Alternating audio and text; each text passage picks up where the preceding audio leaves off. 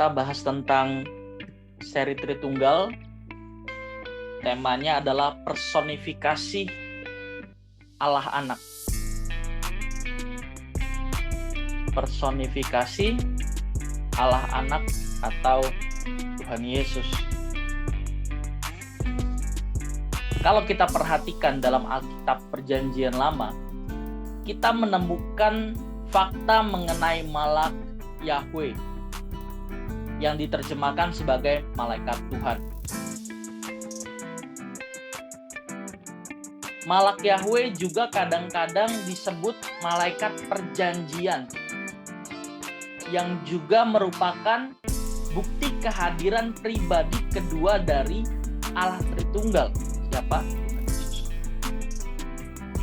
Ya memang kata dalam Perjanjian Lama untuk malaikat bahasa Ibrani-nya malak. Perjanjian barunya angelos. Tapi ada ayat yang di situ menjelaskan bahwa malaikat Tuhan ini tidak menolak untuk disembah.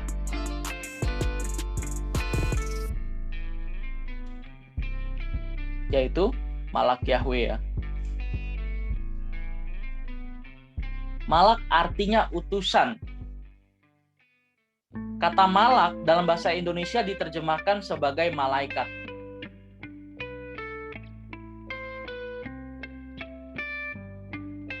Diterjemahkan sebagai malaikat.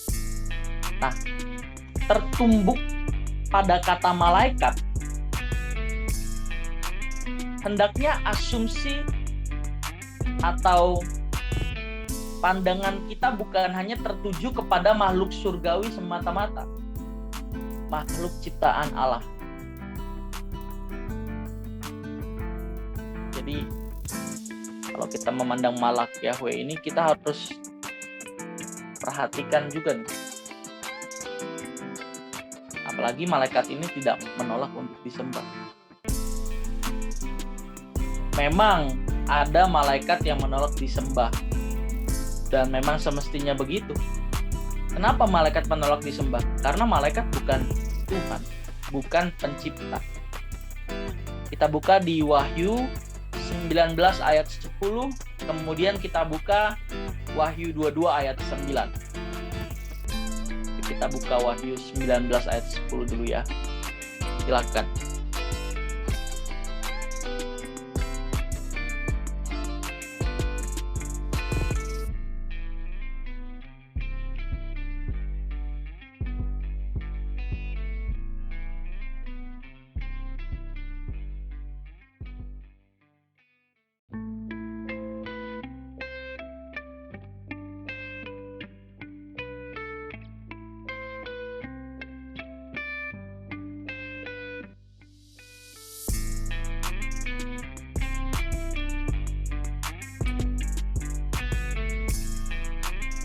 Oke, silakan dibaca. Siapa? Wahyu 19 ayat 10. Maka tersungkurlah aku di depan kakinya untuk menyembah dia. Tetapi ia berkata kepadaku, janganlah berbuat demikian.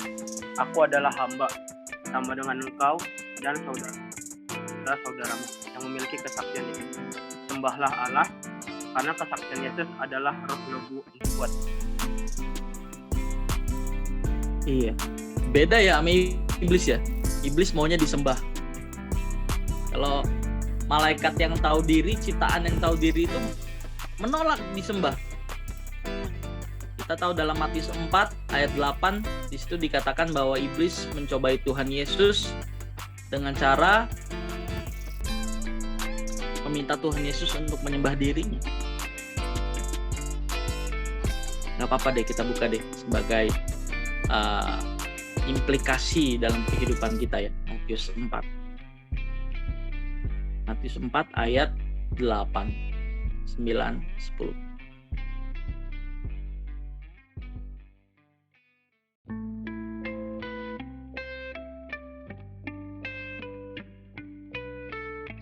Nah, saya baca ya.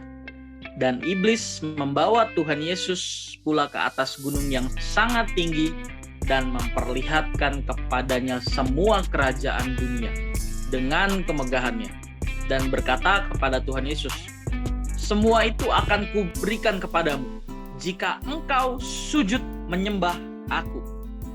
Maka berkatalah Tuhan Yesus kepadanya, enyalah iblis, sebab ada tertulis, engkau harus menyembah Tuhan Allahmu dan hanya kepada Dia sajalah engkau berbakti.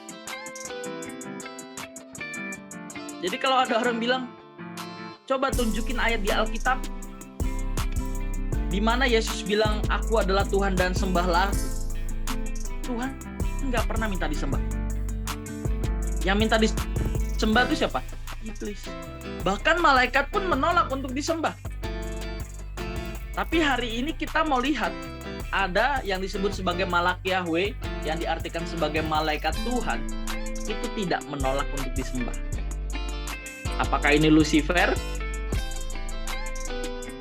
Kita lihat nanti. Satu lagi kita belum buka ayatnya. Wahyu 22 ayat 9.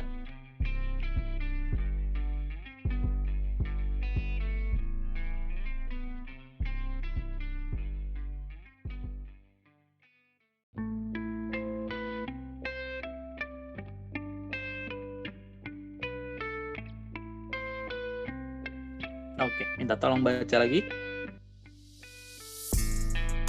Wahyu 22 ayat 9. Tetapi ia berkata kepadaku, jangan berbuat demikian. Aku adalah hamba, sama seperti engkau dan saudara-saudaramu, para nabi dan semua mereka yang menuruti segala perkataan kitab ini. Sembahlah Allah. Sembahlah Allah. Sembahlah Allah. Jadi kalau ada yang terkait pertanyaan konyol dari teman-teman yang menyerang kekristenan, yang meminta kita untuk menunjukkan ayat, aku adalah Tuhan dan sembahlah aku, tunjukin aja Matius 4 ayat 8 sampai 10. Tunjukin, suruh mereka yang baca. Atau bisa kita pakai cara, coba kamu cari di Alkitab saya yang bilang Yesus bukan Tuhan dan jangan sembah aku. Bisa nggak? Mungkin bisa. Kita lanjut.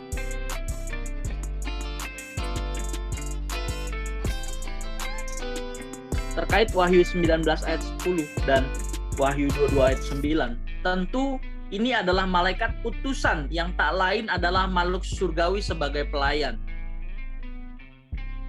Malak artinya adalah utusan tadi ya.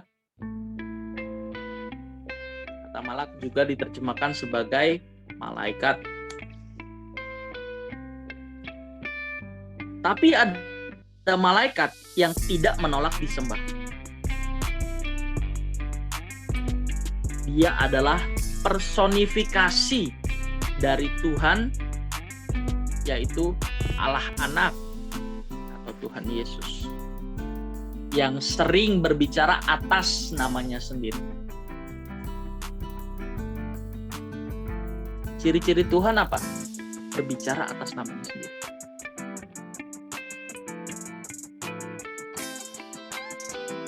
Ketika Tuhan Yesus mengampuni orang, itu kan artinya berbicara atas dirinya sendiri. Aku mengampuni engkau. Pergilah dan jangan berbuat dosa lagi.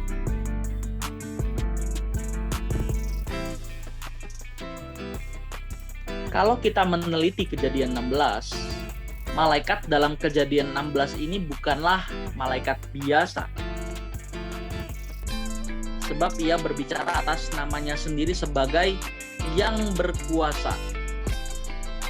Ini bisa representasi atau perwakilan dari Tuhan atau Adonai sendiri, yaitu Allah Anak atau Tuhan Yesus yang memang diberi mandat oleh Bapa untuk memerintah jagat raya ini. Dalam Kejadian 16 ayat 10, kita buka deh.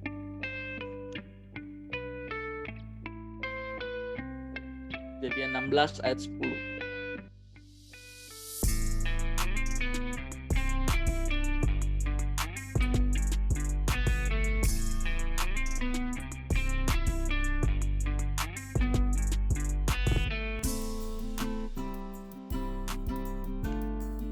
baca.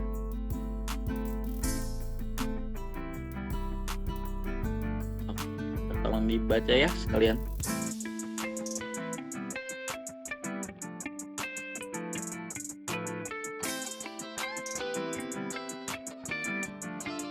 Kejadian 16 ayat 10. 16 bukan 19 ya.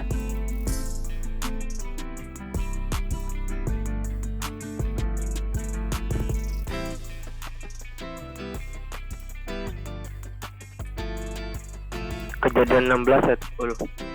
Lagi kata malaikat Tuhan itu kepadanya, aku akan membuat sangat banyak keturunanmu, sehingga tidak dapat dihitung karena banyaknya.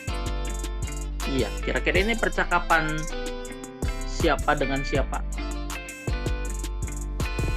Aku akan membuat sangat banyak keturunanmu, sehingga tidak dapat dihitung karena banyak.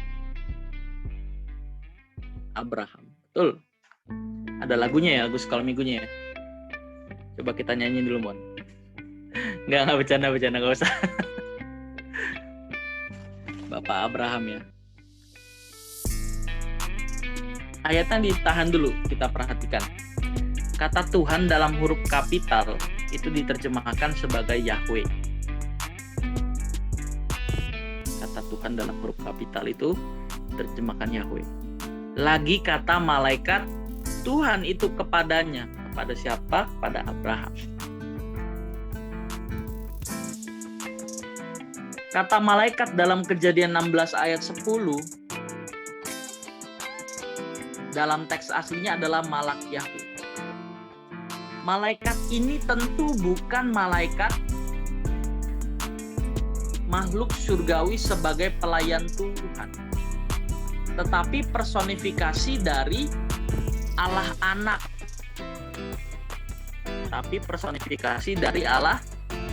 Personifikasi itu apa? Personifikasi itu pengumpamaan atau pelambangan. Misalnya, pengumpamaan alam dan rembulan menjadi saksi sumpah setia. Ini contohnya.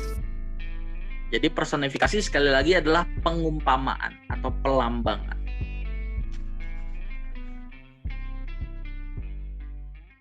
Jadi sekali lagi, malaikat di dalam Kejadian 16 ayat 10 tentu bukan malaikat makhluk surgawi sebagai pelayan Tuhan, tetapi personifikasi dari Allah Anak atau Tuhan Yesus.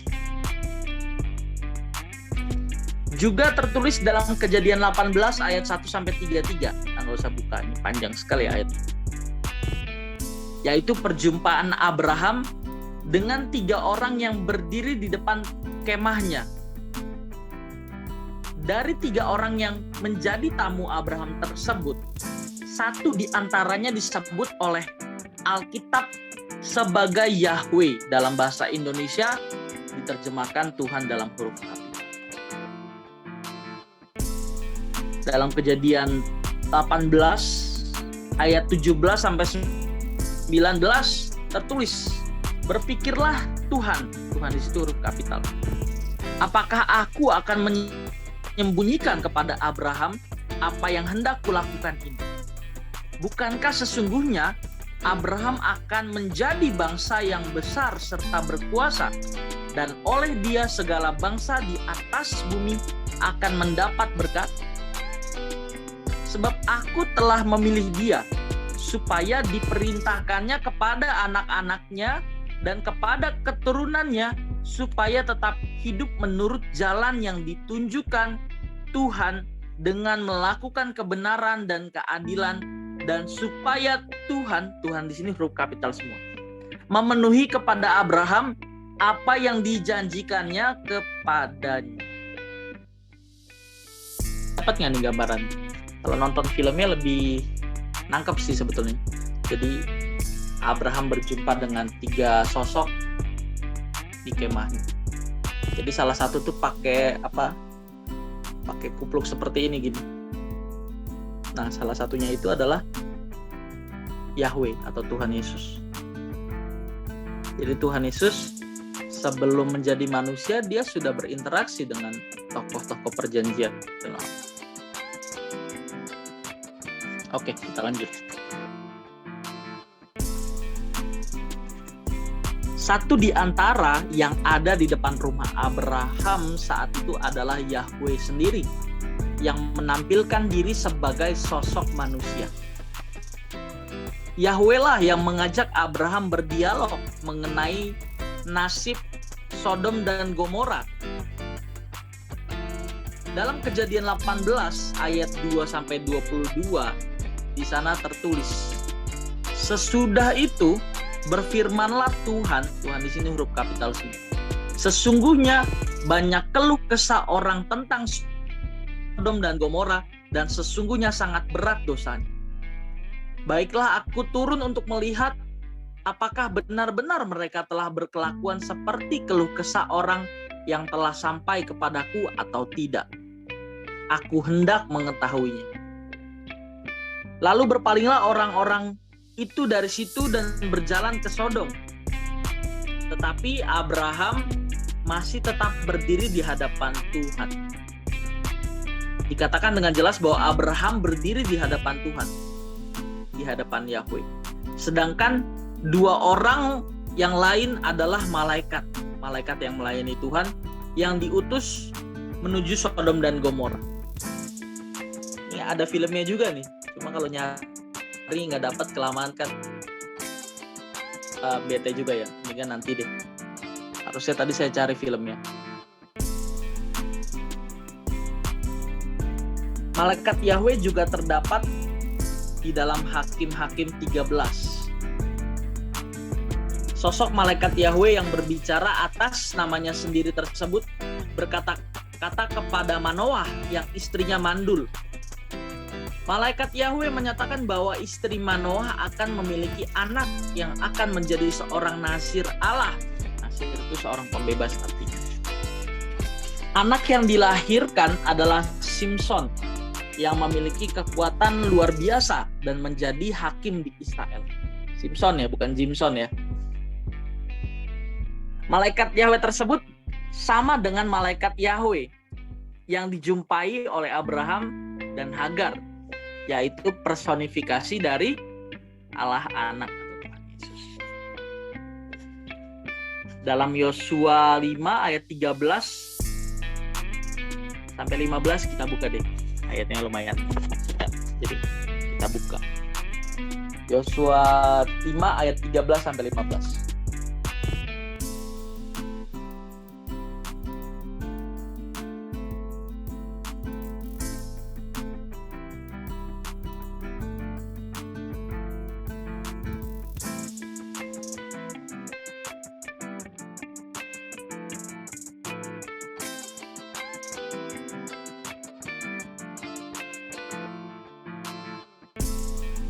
Oke, silakan dibaca. Yosua 5 ayat 13 sampai 15. Ketika Yosua dekat Yeriko, ia melayangkan pandangnya. Dilihatnya seorang laki-laki berdiri di depannya dengan pedang tertunduk di tangannya. Yosua mendekatinya dan bertanya kepadanya, "Kawankah engkau atau lawan?" Jawabnya, "Bukan, tetapi akulah panglima bala tentara Tuhan. Sekarang aku datang. Lalu sujudlah Yosua dengan mukanya ke tanah, menyembah dan berkata kepadanya, "Apakah yang akan dikatakan Tuanku kepada hamba-Nya ini?" Dan panglima bala tentara Tuhan itu berkata kepada Yosua, "Tanggalkanlah kasutmu dari kakimu, sebab tempat engkau berdiri itu kudus." Dan Yosua berbuat demikian. Iya. Dalam Yosua 5 ayat 13-15, ditahan ayatnya. Yosua bertemu dengan satu sosok yang Alkitab sebutkan sebagai panglima bala tentara Tuhan. Tuhan di situ huruf kapital semuanya. Kata panglima dalam teks aslinya adalah sar. Sar, kata panglima. Boleh dibuka kata panglima teks aslinya?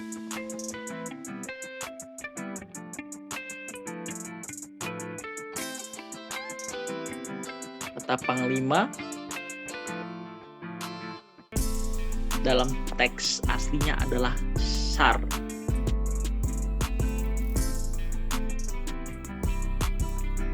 Ya, Sar. Di situ artinya apa? Prince, leader. Nah, di atasnya ada tuh chief. Di atasnya yang bahasa Indonesianya definisinya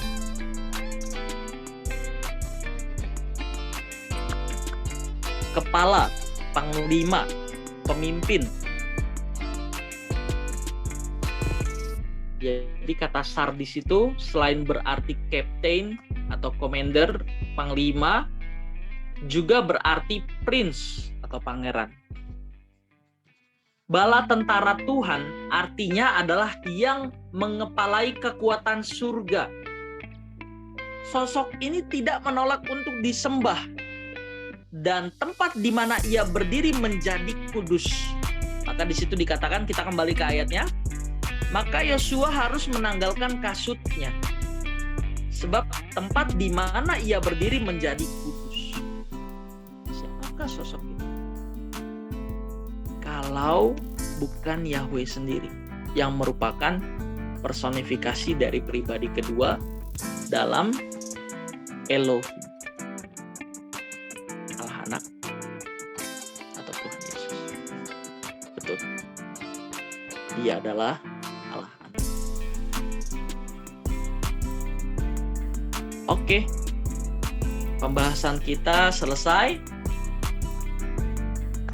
Nanti kita lanjutkan lagi pembahasan berikutnya, pengertian Allah.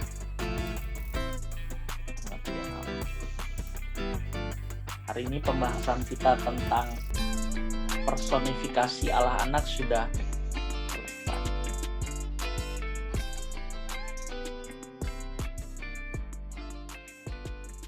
Oke.